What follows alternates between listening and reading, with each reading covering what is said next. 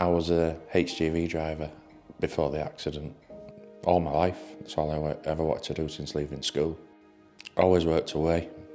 My wife was always at home with the kids. I was supposed to be going to make a delivery.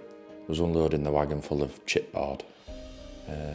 Basically, the forklift lost control while he was unloading it, come backwards and trapped me against the wall, trapping my leg.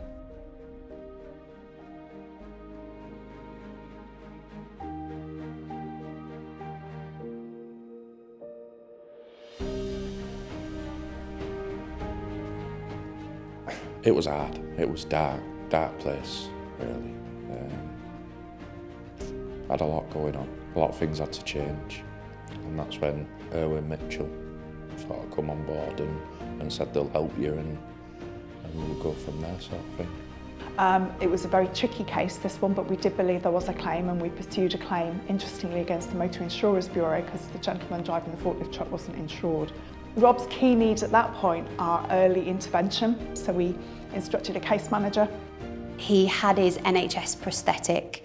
He was struggling and he reported quite a few issues, both with the fitting of the prosthetic and also with pain. I knew in order to progress and move things forward for him that we would need to get a prosthetic assessment, and that's when I knew that Steps Prosthetics would be a great fit for Rob. Rob was keen to return to the hobbies that he'd enjoyed before the accident, so it was taking his kids to the park, going fishing and spending time with his family. We had the 3 kids and that was our life, sort of thing. Poppy came along. Never been able to take her to the park anymore. Yeah, that was one of the main goals, just to take her to the park. It was like, she loves the park. She was only little, but that was like her little thing. When we first met him, he presented as very keen and enthusiastic to get going with his rehab because he wanted to become more active and take a bigger role in family life with his young children. He walked with a very abducted pattern where the patients put the leg out to the side and don't really transfer weight over it. It got a large terminal impact where patients forcibly extend the knee to make sure it reaches extension and therefore it's less likely to buckle underneath them, and he had very uneven timing. So some of the key physical challenges he's faced have been overcoming those gait deviations and those bad habits that he'd developed and learning to walk on a new knee with an improved gait pattern.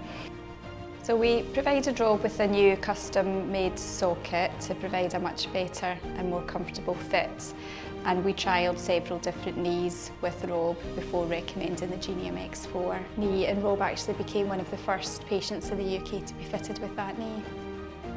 And it's just amazing, the difference. That was just the beginning of it, sort of thing, when you got the leg. Then that's when you start to realise how much work you need to put in. So amputee specialist physiotherapy is extremely important to patients following amputation, to learn how to use the prosthesis and walk on it. Giving someone a prosthesis and not giving them physiotherapy is like giving a learner driver a new car but no lessons with a driving instructor.